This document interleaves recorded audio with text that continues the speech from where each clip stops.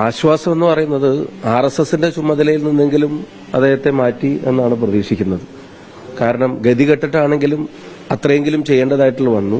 കേരളത്തിൽ പ്രതിപക്ഷ നേതാവ് ഉയർത്തിയ വളരെ ഗൌരവമേറിയ ഒരു ആരോപണത്തിനൊടുവിലാണ് അദ്ദേഹത്തെ ഇത്രയെങ്കിലും ചെയ്യേണ്ടി വന്നു. മുഖ്യമന്ത്രി മനസ്സോടെയാണ് അത് ചെയ്യേണ്ടി വന്നിട്ടുണ്ടാവുക. ഗതികെട്ടിട്ടാണ് അത് ചെയ്യേണ്ടി വന്നിട്ടാവാന്ന് ഉറപ്പാണ്. ഇപ്പോഴും ഉന്നത പോലീസ് ഉദ്യോഗസ്ഥരുടെ മീറ്റിംഗിൽ അദ്ദേഹത്തിന് പങ്കെടുക്കാം. പക്ഷെ ക്രമസമാധാനത്തിന്റെ പാലനയുള്ള ആൾക്കുള്ള RSS ചുമതലയിൽ നിന്ന് അദ്ദേഹത്തെ നീക്കുന്ന ഒരു സാഹചര്യമാണ് ഉണ്ടാക്കേണ്ടത്. ഇനി ഈ പറയപ്പെട്ട ആരോപണങ്ങളുടെ പേരിലാണ് എന്നുള്ള വ്യക്തതയൊന്നും ആ മാറ്റത്തിന്റെ പിന്നിലില്ല. എന്തുകൊണ്ടാണ് മാറ്റേണ്ടി വന്നത്? സാധാരണ ഒരു പോലീസ് ട്രാൻസ്ഫർ അല്ല. അത് ശരിക്ക് ഒരു പണിഷ്മെന്റ് പോലെ വരേണ്ട ഒന്നാണ്. അത്ര വ്യക്തത ആ കാര്യത്തിൽ വരുത്തിയിട്ടില്ല. അതും കൂടെ വരുത്തണം. ആ അന്വേഷണം ഗൌരവമായി നടക്കണം. അയാൾക്കെതിരെ നടപടിയെടുക്കണം എന്ന് തന്നെയാണ് ഞങ്ങളുടെ ആവശ്യം. അത് തുടർന്ന് ഉന്നയിച്ചുകൊണ്ടിരിക്കും. ഈ താമസം ഈ സ്ഥലമാറ്റത്തിന് നടപടിക്ക് ഒന്നും ആവശ്യമില്ലായിരുന്നു. വളരെ ക്ലിയറായി സ്പഷ്ടമായി കണ്ട തീയതിയും സ്ഥലവും വരെ പുറത്തു വന്ന സാഹചര്യത്തിൽ ദെൻ ആൻഡ് ദെയർ ഇമ്മീഡിയറ്റ്ലി എടുക്കേണ്ട ഒരു ആക്ഷനാണ്. പക്ഷെ മുഖ്യമന്ത്രി സംരക്ഷണ കവചമായിട്ട് പ്രവർത്തിക്കുകയായിരുന്നു. ആ സംരക്ഷണ കവചമായി പ്രവർത്തിക്കുന്നതിന്റെ കാരണം മുഖ്യമന്ത്രിയുടെ പല ഇടപാടുകളും സംരക്ഷിക്കുന്നതിൽ ഇയാൾക്ക് പങ്കുണ്ട് എന്നുള്ളതുകൊണ്ട് തന്നെയായിരുന്നു. BJP ബന്ധത്തിന്റെ ഇന്റർമീഡിയറി ആയിട്ട് പ്രവർത്തിച്ചത്, അതിന്റെ പാലമായി പ്രവർത്തിച്ചത് ഈ പറയുന്ന പോലീസ് ഉദ്യോഗസ്ഥനാണെന്നുള്ളത് വ്യക്തമായതിന്റെ പശ്ചാത്തലത്തിലാണ്. ഇന്നലെ ഞാൻ സൂചിപ്പിച്ചതുപോലെ ഇത്രയും സമയം നീട്ടിയതിന്റെ പിന്നിൽ RSS സമ്മർദ്ദവും ഉണ്ടാവാം. RSSന്റെ അനുമതി പോലും കിട്ടിയിട്ടുണ്ടാവില്ല. അതിന്റെയും കൂടെ പേരിലായിരിക്കാം ഒരു സെക്കൻഡ് പോലും കളയാതെ നടപടി എടുക്കേണ്ടിയിരുന്ന ഒരു വിഷയം ഇത്രയും ദീർഘിപ്പിച്ചത് മുഖ്യമന്ത്രിയുടെ താല്പര്യങ്ങൾക്ക് വേണ്ടി മാത്രമാണ്. അത് ഗവൺമെന്റിന്റെയോ കേരളത്തിലെ ജനങ്ങളുടെയോ അവരുടെ പാർട്ടിയുടെ പോലും താല്പര്യമായിരിക്കില്ല, മുഖ്യമന്ത്രിയുടെ താല്പര്യം. അതെ, ഇമാരി പോലീസ് ഉദ്യോഗസ്ഥരെയൊക്കെ ഇങ്ങനത്തെ ചുമതല കൊടുത്ത് കൊണ്ടു കടന്നിട്ട് അവരെ കൊണ്ട് RSSുമായി ചർച്ച നടത്തിപ്പിക്കുന്നതും ഈ സംരക്ഷിക്കാൻ വേണ്ടി ഇങ്ങനെ ഒത്തുകൂടുന്നതും അവർ അന്ത്യശാസനം എന്ന് പറഞ്ഞിട്ട് അതിനെപ്പോലും വിലയില്ലാതാക്കിയിട്ട് പിന്നെയും ദിവസങ്ങളും ആഴ്ചകളും ഇത് നീട്ടിക്കൊണ്ടുപോകുന്നതൊക്കെ വിജയം എന്ന് പറയേണ്ടി വരുന്നത് നേരത്തെ ആ CPIയുടെ പാർട്ടി സെക്രട്ടറി സ്ഥാനത്ത് ഇരുന്നിട്ടൊക്കെ കുറച്ചും കൂടെ ആർജവത്തോടെ കാര്യങ്ങൾ പറഞ്ഞിരുന്ന നേതാക്കന്മാർ അവരെക്കുറിച്ച് പ്രിയപ്പെട്ട സഖാവ് ബിനോയ് വിശ്വം ആലോചിക്കണമെന്നുള്ളതാണ്. CPI കുറച്ചും കൂടെ ആർജവത്തോടെ ഇടപെട്ടിരുന്ന സെക്രട്ടറിമാരൊക്കെ ഉണ്ടായിരുന്നു. കുറച്ചും കൂടെ സ്ട്രോങ് ആയി LDF താല്പര്യങ്ങളെ സംരക്ഷിക്കാൻ നിന്നിരുന്ന ആളുകളൊക്കെ ഉണ്ടായിരുന്നു.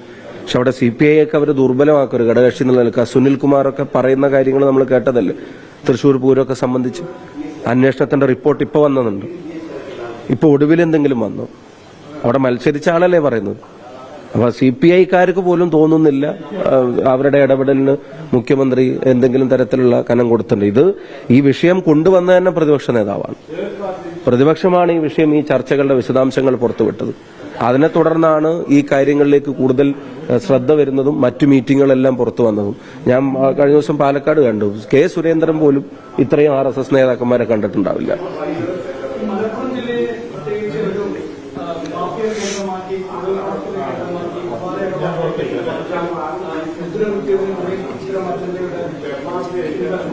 ഒരു സംശയവും വേണ്ട, അതൊരു തിരക്കഥയുടെ ഭാഗമാണ്.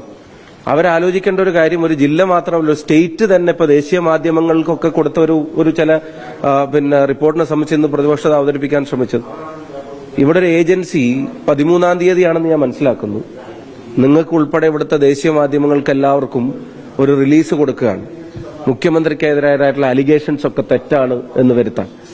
ആ അലിഗേഷൻസ് തെറ്റാണെന്ന് വരുത്താൻ വേണ്ടി സ്ഥാപിക്കുന്ന കാര്യത്തിൽ ഈ സ്വർണ്ണക്കടത്ത് ഉൾപ്പെടെയുള്ള കാര്യങ്ങളിൽ തീവ്രവാദ പ്രവർത്തനങ്ങളും അതുപോലെ തന്നെ രാജ്യവിരുദ്ധ പ്രവർത്തനങ്ങൾക്കും വേണ്ടി അത് ഉപയോഗിച്ചു എന്നുള്ളത് കണക്ക് സഹിതം പറയുന്ന തരത്തിൽ അങ്ങനെയാണെങ്കിൽ അങ്ങനെ ഉപയോഗിച്ചതിന്റെ കേസുകൾ എന്തെങ്കിലും രജിസ്റ്റർ ചെയ്തിട്ടുണ്ടോ?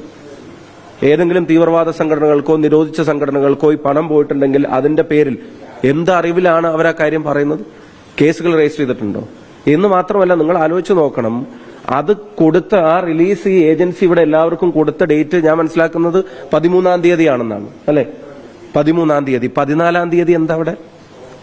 സഖാവ് യെച്ചൂരി ഇവിടെ മരണാനന്തര ചടങ്ങുകൾ നടക്കുന്ന, അതുമായിട്ട് ബന്ധപ്പെട്ട ചടങ്ങുകൾ നടക്കുന്ന ഒരു ദിവസത്തിന്റെ തലേ ദിവസം ഈ റിലീസ് കൊടുക്കുക എന്ന് വെച്ചാൽ 14-ാം തീയതിത്തെ വാർത്തകൾ അതാവട്ടെ എന്ന് അവർ ആഗ്രഹിച്ചു.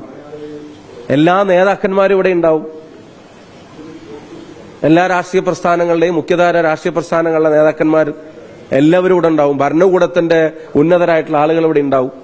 അപ്പൊ എല്ലാവരുടെയും ശ്രദ്ധയിലേക്ക് അന്ന് വരേണ്ട ഒരു വാർത്ത കേരളത്തിൽ ഇങ്ങനെ ഒരു ജില്ലയിൽ രാജ്യവിരുദ്ധ പ്രവർത്തനത്തിന് വേണ്ടി ഈ പണം ഉപയോഗിക്കുന്നു, നിരോധിക്കപ്പെട്ട സംഘടനകൾക്ക് ഈ പണം പോകുന്നു എന്ന് കേരളത്തിന്റെ മുഖ്യമന്ത്രിയുമായി ബന്ധപ്പെട്ട ഒരു ക്ലാരിഫിക്കേഷൻ 13-ാം തീയതി ഒരു ഏജൻസി വഴി എല്ലാ മാധ്യമങ്ങൾക്കും കൊടുക്കുക. സത്യം പറഞ്ഞ കേരളത്തെ ഒറ്റുകൊടുത്തിട്ടാണ് ഇവര് തങ്ങളിപ്പോൾ അകപ്പെട്ടിട്ടുള്ള രാഷ്ട്രീയ പ്രതിസന്ധിയിൽ നിന്ന് രക്ഷപ്പെടാൻ നോക്കുന്നത്.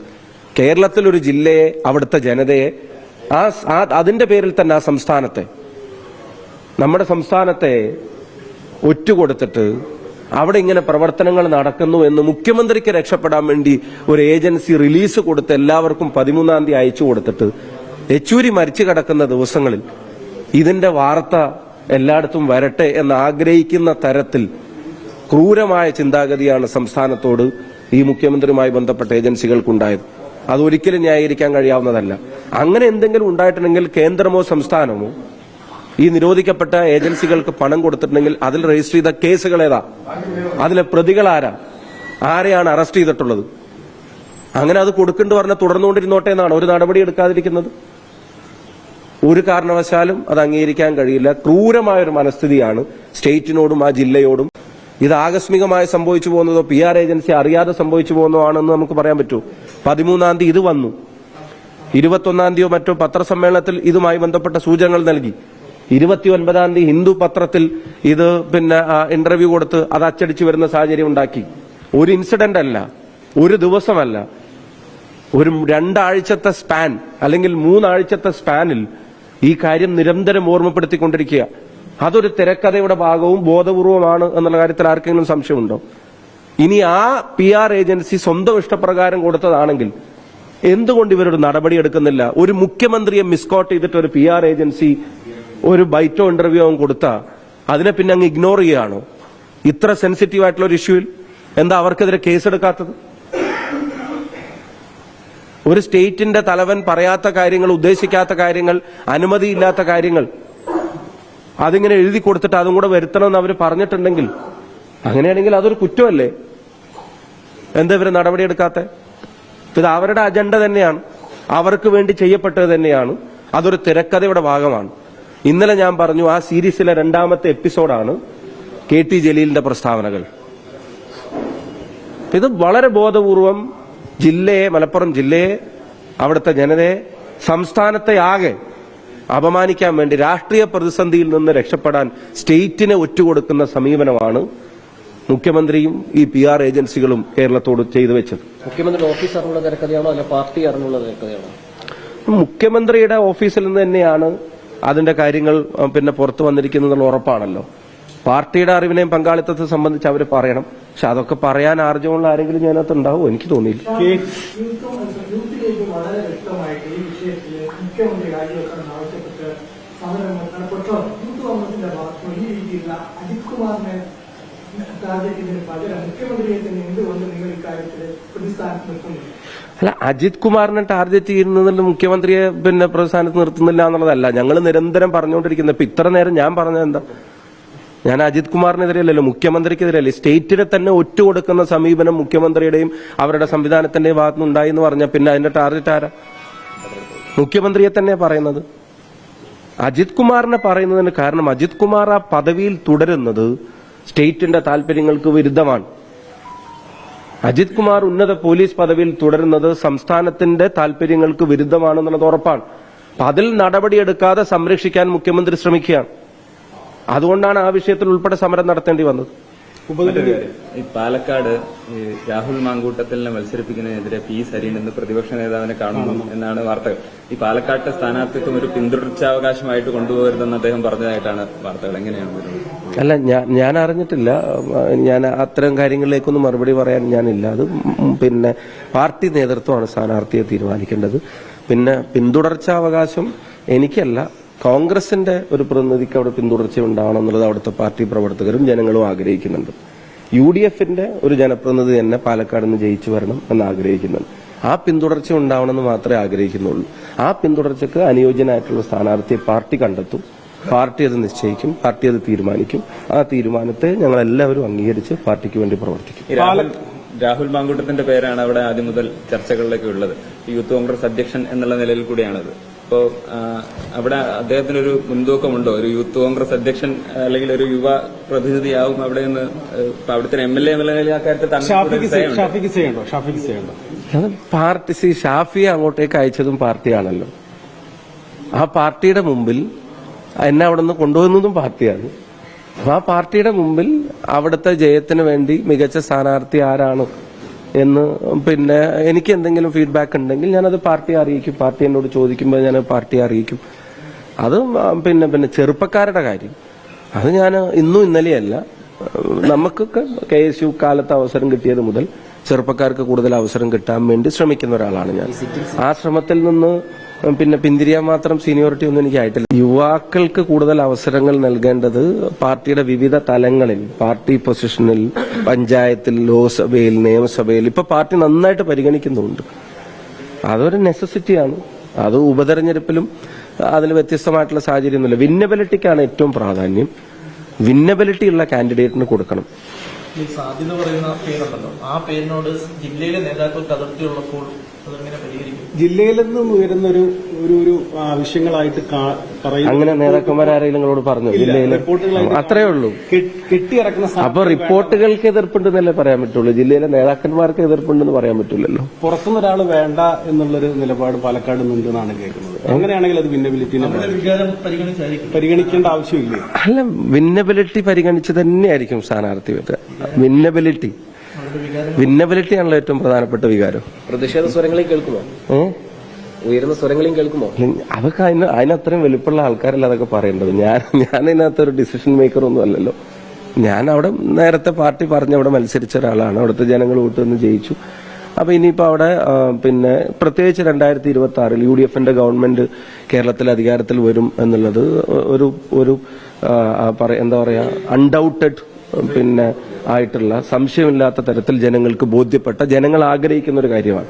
അപ്പൊ അങ്ങനെ 2026 UDF അധികാരത്തിൽ വരാൻ സാധ്യതയുള്ളതിന്റെ തൊട്ട് മുമ്പ് നടക്കുന്ന ഒരു തെരഞ്ഞെടുപ്പിൽ ഒരു UDF പ്രതിനിധി ഇപ്പോഴും 2026 ജയിച്ചു വരുന്നത് ആ കോൺസ്റ്റിറ്റ്യുവൻസിയെ സംബന്ധിച്ചിടത്തോളം വളരെ ഗുണപരമായിട്ടുള്ള ഒരു കാര്യം തന്നെയായിരിക്കും. അപ്പൊ അതിന് ചേർന്നൊരു തീരുമാനം അവിടുത്തെ ജനത, ഇപ്പൊ ഞങ്ങൾക്ക് അവിടെ കിട്ടിയ പ്രധാനപ്പെട്ട നേട്ടങ്ങൾ ഒരു സെക്കൻഡ് കൂടെ എന്നെ ഒന്ന് കേൾക്കണം. നമ്മുടെ പാലക്കാടിന് കിട്ടിയ പ്രധാനപ്പെട്ട നേട്ടങ്ങൾ ഉമ്മൻചാണ്ടി സാർ മുഖ്യമന്ത്രിയായിരുന്നപ്പോഴാണ് കോൺസ്റ്റിറ്റ്യുവൻസിക്ക് കിട്ടിയത്.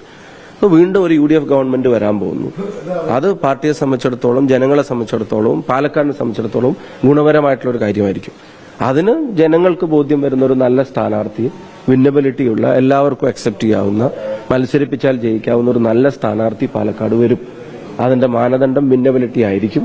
ഒരു സംശയക്കാര്യത്തിൽ വേണ്ട. ചെറുപ്പക്കാർക്ക് സീറ്റ് വേണമെന്നുള്ളതൊക്കെ ഞങ്ങൾ എല്ലാ കാലത്തും പറയുന്നതും പാർട്ടി ഇപ്പൊ തന്നെ നിങ്ങൾ ആ പട്ടിക എടുത്ത് നോക്കുക. പാർട്ടി വളരെയധികം പ്രാധാന്യത്തോടെ പിന്നെ കൺസിഡർ ചെയ്യുന്നതായിട്ടുള്ളൊരു കാര്യമാണ്. മറ്റു കാര്യങ്ങൾ റിപ്പോർട്ടിലാണുള്ളത്, അല്ലാണ്ട് നേതാക്കന്മാർക്കല്ല. പാർട്ടി ഏറ്റവും ദൌത്യമായിരുന്നു വടകരത്ത് മത്സരിക്കുക. സ്വാഭാവികമായും സിറ്റിംഗ് സീറ്റാണ്. സ്വാഭാവികമായപ്പോ ഞാൻ പറയുന്ന മത്സരിക്കുന്ന നിർബന്ധം ഷാഫിക്ക് ഉണ്ടാവും. അങ്ങനെ പാർട്ടിയുടെ മുമ്പിൽ പറയാൻ പറ്റുമോ? താല്പര്യം പാർട്ടി അറിയിക്കും. എന്നെ എന്നോട് പാർട്ടിയുടെ അഭിപ്രായം ചോദിച്ചാൽ, ജയിക്കാൻ ആരാണ് നല്ലതെന്ന് ചോദിച്ചാൽ, എനിക്ക് അവിടെ നിന്ന് ഗ്രൗണ്ടിൽ നിന്ന് കിട്ടുന്ന ഫീഡ്ബാക്ക് ഞാൻ പാർട്ടിയെ അറിയിക്കും. അല്ലാണ്ട് ഞാൻ അതിലൊരു ഡിസിഷൻ മേക്കർ അല്ലല്ലോ. എനിക്ക് നിർബന്ധം, ഞാൻ മത്സരിച്ച സീറ്റ് ഞാൻ പറഞ്ഞാൽ അങ്ങനെയില്ല. ജയിക്കണം, അതാണ് നിർബന്ധം. അതിനെന്താണോ വേണ്ടത്, ആരാണോ വേണ്ടത്, അത് പാർട്ടിയുമായിട്ട് കമ്മ്യൂണിക്കേറ്റ് ചെയ്യുക. അതാണ് എന്റെ ഉത്തരവാദിത്വം. ഞാൻ കരുതുന്നു. അൻവർ ഇന്നലെ ഉന്നയിച്ച ഒരു കാര്യം എന്ന് പറയുന്നത് പാലക്കാട് മണ്ഡലം BJPക്കും ആലത്തൂർ CPMനും വിജയിക്കുന്നതിന് വേണ്ടിയുള്ള ഒരു അഡ്ജസ്റ്റ്മെന്റ് അവിടെ നടക്കും. അതിനുവേണ്ടി GP തന്നെയാണ് നേതൃത്വം കൊടുത്ത് അത്തരത്തിലുള്ള ഒരു ചർച്ചയും നീക്കുപോക്കും. അതിനോടുള്ള പ്രതികരണം അങ്ങനെ സംഭവിക്കും? ഇല്ല, അങ്ങനെ സംഭവിപ്പിക്കാൻ നേതൃത്വം ശ്രമിച്ചാലും അതിന് പാലക്കാട്ടെ CPM പ്രവർത്തകർ ഉൾപ്പെടെ നിന്നു കൊടുക്കും എന്ന് ഞാൻ കരുതുന്നില്ല. കാരണം ഇതിപ്പോ അവര് എക്സ്പോസ്ഡായി, ഈ ചർച്ചകളും ഈ ബന്ധവും എക്സ്പോസ്ഡായി, ജനങ്ങളുടെ മുമ്പിൽ തുറന്നു കാണിക്കപ്പെട്ടു. പാർട്ടി പ്രവർത്തകരുടെ മുമ്പിൽ പിന്നെ ശരിയായ രീതിയിൽ മറുപടി പറയാൻ കഴിയാത്ത തരത്തിൽ ഈ ബന്ധം എക്സ്പോസ്ഡായി. അതുകൊണ്ട് തന്നെ അതിനെതിരെ പ്രതികരിക്കാനാണ് പിന്നെ യഥാർത്ഥ രാഷ്ട്രീയ താല്പര്യമുള്ള ആളുകൾ തയ്യാറാവുക എന്നാണ് ഞാൻ വിശ്വസിക്കുന്നത്. BJP CPM നെക്സസിനെ പരാജയപ്പെടുത്താൻ പാലക്കാട്ടെ ജനങ്ങൾ രംഗത്ത് വരും എന്നുള്ളതാണ്. കാരണം തെരഞ്ഞെടുപ്പിലെ ജയപരാജയങ്ങൾ സ്ഥാനാർത്ഥിയെ പാർട്ടികൾക്ക് തീരുമാനിക്കാം. തെരഞ്ഞെടുപ്പിലെ ജയപരാജയങ്ങൾ തീരുമാനിക്കുന്നത് ജനങ്ങളാണല്ലോ. അപ്പൊ ആ നെക്സസിനെതിരായി കൂടെ ജനങ്ങൾ വോട്ട് ചെയ്യുന്ന ഒരു തെരഞ്ഞെടുപ്പാവും. BJPക്കെതിരായും ജനങ്ങൾ വോട്ട് ചെയ്യുന്ന തെരഞ്ഞെടുപ്പായിരിക്കും. കാരണം ഒരു സീറ്റ് ജയിക്കാൻ വേണ്ടി തൃശൂർ പൂരം പോലൊന്ന് കലക്കാൻ CPMനുമായി ചേർന്ന് പ്രവർത്തിക്കുന്ന പാർട്ടിയാണ് BJP എന്നുള്ളത് ഇപ്പൊ കേരളത്തിലെ എല്ലാവർക്കും ബോധ്യപ്പെട്ടല്ലോ. അതിനെതിരെയുള്ള ആദ്യത്തെ അടിയായിരിക്കും പാലക്കാട്ടെ തെരഞ്ഞെടുപ്പ്. BJPയുടെ ആ നെക്സസിനെയും കള്ളക്കളിയെയും ഒരു സീറ്റിന് വേണ്ടി തൃശൂർ പൂരം പോലെ ലക്ഷക്കണക്കിന് വിശ്വാസികൾ ഹൃദയത്തിൽ കൊണ്ടു നടക്കുന്ന ഒരു മഹാ ഉത്സവത്തെ, അതിന്റെ വിശ്വാസപരമായ ചടങ്ങുകളെ, അതിനെയൊക്കെ തകർക്കാൻ, സീറ്റിന് വേണ്ടി അതിനൊക്കെ തകർക്കാൻ CPM-മായി കൂടിയ BJPക്കുള്ള അടിയായിരിക്കും പാലക്കാട്ടെ തെരഞ്ഞെടുപ്പ് എന്ന കാര്യത്തിന് സംശയം വേണ്ട. 2021 BJP അവിടെ 2ാം സ്ഥാനത്തെത്തുന്നു പാലക്കാട്. അപ്പൊ ആ ഒരു സമയത്ത് ഒരു നെക്സസ് ഉണ്ടായിരുന്നു. 21 പിന്നെ യഥാർത്ഥത്തിൽ അന്ന് മെട്രോമാനാണ് അവിടെ മത്സരിച്ചത്. അദ്ദേഹത്തിന് സ്വാഭാവികമായിട്ടും പിന്നെ തെരഞ്ഞെടുപ്പ് കഴിഞ്ഞിട്ടാണ് അദ്ദേഹത്തിന്റെ കുറെ പ്രസ്താവനകളൊക്കെ പിന്നെ ഇതായിട്ട് വന്നത്. പക്ഷെ ആ ഒരു സമയത്ത് അവിടെ ക്രിയേറ്റ് ചെയ്യപ്പെട്ട ഒരു ഹൈപ്പും കാര്യങ്ങളും ഒക്കെ ഉണ്ടായിരുന്നു. അതിൽ കുറെ വോട്ട് അദ്ദേഹത്തിന് കിട്ടിയിട്ടുണ്ട്. അത് മുഴുവൻ BJP വോട്ടല്ല. BJP വോട്ട് ഇപ്പൊ ഇത്തവണ കഴിഞ്ഞ പാർലമെന്റ് തെരഞ്ഞെടുപ്പിൽ നിങ്ങൾ നോക്കിയാലും 10,000-ഓളം വോട്ടിന്റെ താഴെയാണ് അവിടെ പാലക്കാട് നിയോജകമണ്ഡലത്തിൽ. അതിന് മുമ്പത്തെ തെരഞ്ഞെടുപ്പിൽ ഞാൻ മത്സരിച്ചപ്പോൾ 17,000-ഓളം വോട്ടിന് താഴെയാണ് പാലക്കാട്ടെ തെരഞ്ഞെടുപ്പിൽ. അപ്പോൾ അത് മുഴുവൻ BJP വോട്ടല്ല, അത് മെട്രോമാൻ ശ്രീധരൻ എന്നുള്ള പേരിന് അന്ന് കിട്ടിയ വോട്ടുകളാണ്. അത് ഈ തെരഞ്ഞെടുപ്പിൽ ആവർത്തിക്കാനുള്ള ഒരു സാഹചര്യമില്ല. യൂത്ത് ലീഗ് കഴിഞ്ഞ കുറെ ദിവസമായിട്ട് ഈ പറഞ്ഞ ADGP വിഷയത്തിൽ മുഖ്യമന്ത്രി ആദ്യം ആവശ്യപ്പെട്ട പ്രതിഷേധമാണ്. യൂത്ത് കോൺഗ്രസിന്റെ പ്രതിഷേധം കാണുന്നില്ല. അതെന്താ അങ്ങനെ പറയുന്നത്? യൂത്ത് കോൺഗ്രസ് പ്രതിഷേധം സെക്രട്ടേറിയറ്റിന് മുമ്പിൽ നടത്തിയതും അവിടെ പിന്നെ സംഘർഷം ഉണ്ടായതും ഒക്കെ നിങ്ങൾ കണ്ടതല്ലേ. കഴിഞ്ഞ ദിവസം കുട്ടികളെ പോലീസ് പിന്നെ അറസ്റ്റ് ചെയ്ത്, അതിന്റെ മുമ്പത്തെ ഒരു സമയം രാഹുൽ വരെ പിന്നെ ഇതായിട്ടും, പിന്നെ അതിന്റെ മുമ്പത്തെ സമരങ്ങളിൽ അബിൻ വർക്കിക്ക് ഉൾപ്പെടെ മർദ്ദനമേൽക്കണം. അപ്പൊ കണ്ടിന്യൂസ് ആയിട്ട്, അല്ല അതിന്റെ ശേഷം സമരം നടന്നു, കണ്ടിന്യൂസ് ആയിട്ട് അവിടെ സമരങ്ങൾ നടന്നുകൊണ്ടിരിക്കുന്നുണ്ട്. അങ്ങനെ സമരങ്ങളില്ല എന്ന് പറയരുത്. ജില്ലകളിൽ മാർച്ചുകൾ നടന്നിട്ടുണ്ട്, പ്രതിഷേധങ്ങൾ ഉണ്ടായിട്ടുണ്ട്, അത് നമ്മൾ കാണുന്നുണ്ട്. അവർ ആഹ്വാനം ചെയ്ത സമരങ്ങൾക്കൊടുവിൽ നിരന്തര സമരങ്ങൾ നടന്നുകൊണ്ടിരിക്കുക. പിന്നെ എല്ലാ ദിവസവും വിഷയങ്ങളാണ്, എല്ലാ ദിവസവും പ്രതികരണങ്ങളും ഉണ്ടാവുന്നുണ്ട്. i2i News, an eye for truth. i2i News subscribe ചെയ്തിട്ടില്ലാത്തവർ ഇപ്പോൾ തന്നെ സബ്സ്ക്രൈബ് ചെയ്യുക. നോട്ടിഫിക്കേഷൻ ലഭിക്കുവാൻ ബെൽ ബട്ടണും അമർത്തുക.